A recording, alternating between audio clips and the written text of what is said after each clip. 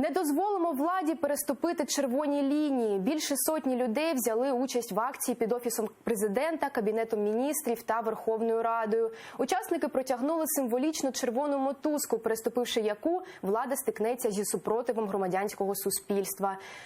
Незмінними мають лишитися курс держави на євроінтеграцію, захист територіальної цілісності України, реформи в армії. Жодних регіональних та офіційних мов, крім української. Також активісти вважають недопустимим будь-який союз із Росією та відмову від політики декомунізації.